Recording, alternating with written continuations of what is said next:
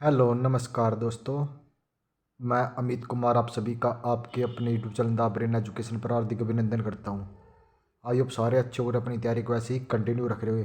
भाई जिस भी बच्चे का ग्रुप डी सीटी मेंस और हरियाणा पुलिस का एग्ज़ाम है, तो आप सभी को पता है कि उसके लिए हमने हरियाणा जीके के PYQ क्वेश्चन की सीरीज स्टार्ट की हुई है, जिसमें हम हरियाणा जीके के 2016 से लेके और 2025 सिटी परी तक जितने भी एग्ज़ाम हुए ना हरियाणा में, चाहे वो HSC के हो या HCS के हो या अन्य कोई भी हरियाणा का एग्जाम हो जिसमें हरियाणा जीके पूछी गई है, वो सभी क्वेश्चन हम करने लग रहे हैं। इससे पहले हमने हरियाणा जीके के 360 क्वेश्चनों को अच्छे से कवर कर लिया। आज हम 361 से लेके 410 420 तक करेंगे, क्योंकि आप सभी को पता है कि हम डेली सिर्फ हरियाणा जीके के 10 मिनट में 50 क्वेश्चनों का रिवीजन करते हैं।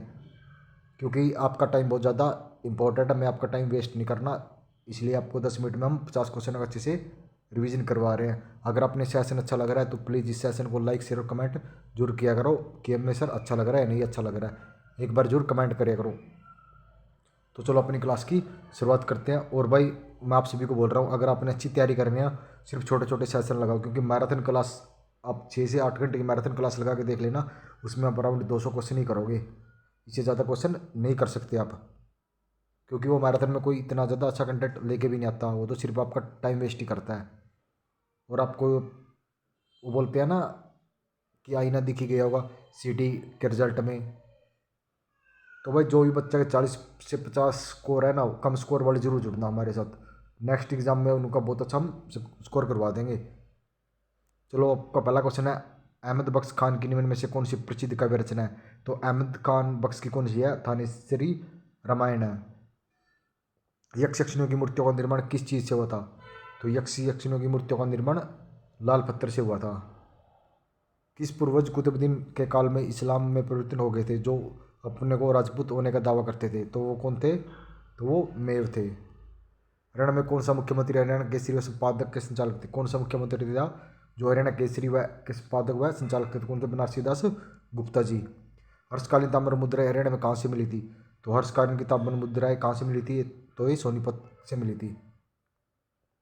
कौन सा तीर्थ स्थल अर्धचंद्राकार है? तो अर्धचंद्राकार कौन सा है? कपाल मोचन। कहाँ पे है ये? यमुनानगर जिले में है। लक्ष्मीचंद को वेद पुराण और उपनिषदों आदि का ज्ञात होने वाला टीकाराम शास्त्री किस गांव संबंध रखते थे? तो टीकाराम शास्त्री टिटोली गांव कहाँ से? रोहतक से संबंध रखते थे। हरियाणा का वह कौन सा जिला जो बासमती चावल के उत्पादन के लिए प्रसिद्ध है, इसलिए हरियाणा का दान का कटोरा कहते हैं? तो कौन सा वो दान का कटोरा?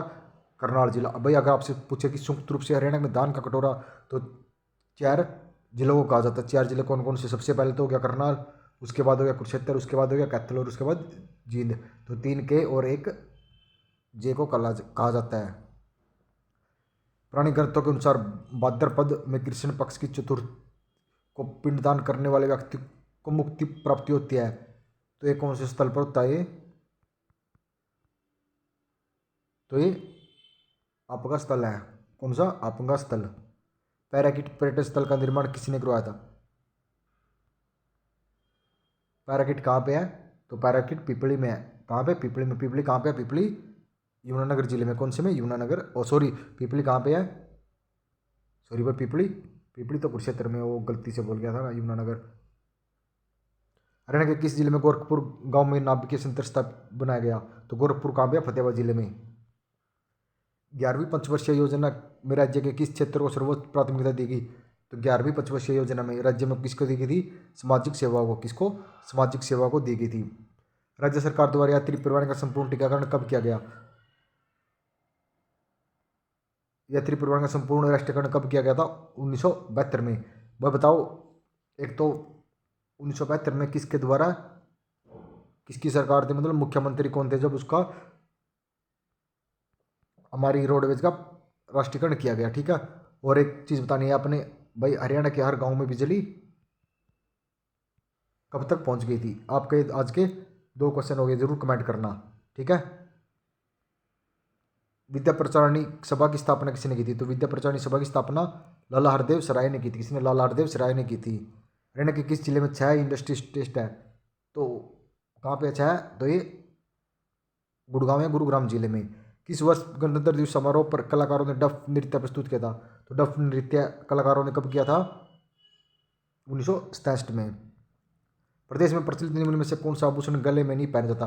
तो गले में कौन सा नहीं पहना जाता, फूल नहीं पहना जाता। लेकिन असला, गलसरी और बटने तीनों गले में पहने जाते हैं, लेकिन फूल नहीं पहना जाता। भाई मैं सिर्फ आपको एक चीज़ बताना चाहता हूँ, भाई शासन इतना ज़्यादा इंपॉर्टेंट रहता है क्योंकि 10 मिनट में हम 50 क्वेश्चनों का हम रिवीजन कर रहे हैं। अगर आप कोई भी भाई जो बोलता है ना मैं इतना बड़ा टीचर हूँ, अगर वो 10 मिनट में 50 क्वेश्चन का रिवीजन करवा देगा ना, तो भाई हम क्लास लेनी बंद कर देंगे। भाई आज के टाइम यूट्यूब या जितना भी एजुकेशन सिस्टम हो गया ना, वो एक बिजनेस हो गया। बच्चों के हक के लिए कोई भी नहीं सोचता। ठीक है भाई, मैं सिर्फ बोल रहा हूँ कहीं से ही पढ़ लो, मेरे को कोई दिक्कत नहीं है, लेकिन 10 मिनट हमारे चैनल पर जरूर आना, जिससे आप 50 क्वेश्चन हरियाणा जीके के कवर करके यहाँ से चले जाओगे। और बच्चों की डिमांड पर तो हमने एनसीईआरटी का भी सेशन स्टार्ट कर दिया भाई। एक बार वो क्लास देखना एनसीईआरटी की, 6 क्लास की हमने एनसीईआरटी करवाई है, कौन से भोजन के घटक, उसका अध्याय 1 करवाया भाई। एक बार वो क्लास आप खुद देख के जाना कि कितनी मस्त क्लास है। इतने बेसिक क्वेश्चन है ना, आपको वहीं से पता लग जाएगा कि ये एनसीईआरटी है या जो और बोल रहे हैं कि हम एनसीईआरटी का सेशन स्टार्ट किया हुआ है, अब वो एनसीईआरटी एक बार जरूर बताना आप। पानीपत के भोपाली क्षेत्र में किसका कारखाना स्थापित है? पानीपत के भोपाली में कौन सा तेल शोधक कारखाना? हरियाणा में पुरुषों के द्वारा मोटे सूत की मोटी चादर जो शीतकाल में ओढ़ी जाती है उसे क्या कहते हैं? तो उसे खेस कहा जाता है। निम्न में से कौन सा तीर्थस्थल हरियाणा के जिला कुरुक्षेत्र में स्थित नहीं है? तो कुरुक्षेत्र में कौन सा नहीं है? डोसी तीर्थ। बताना कि डोसी तीर्थ कहाँ पे है। साई अपने अपने उपन्यास का लेखक के नाम क्या है? लेखक का नाम क्या है? साई अपने अपने कौन है? राजकुमार निजात जी है। ढोलक किस वाद्य श्रेणी में आता है? तो ढोलक किस में आता है? तो विद्युत वाद्य में आता है। निम्न में से कौन सी नदी नजफगढ़ झील में गिरती है? तो नजफगढ़ झील में कौन सी गिरती है? साहिबी नदी। 1822 में फतेह सिंह की मृत्यु के बाद उसका उत्तरदायी कौन बना था? 1822 में फतेह सिंह की मृत्यु के बाद उसका उत्तरदायी संगत सिंह बन गए थे। मटियाला किला कहाँ स्थित है? तो मटियाला का किला कहाँ स्थित है? या जिसे कहते हैं पलवल का किला। कौन सा? पलवल का किला। पानीपत की तीसरी लड़ाई का संबंध किससे है? तो ये कालाम से। कब हुई थी? 1761 में।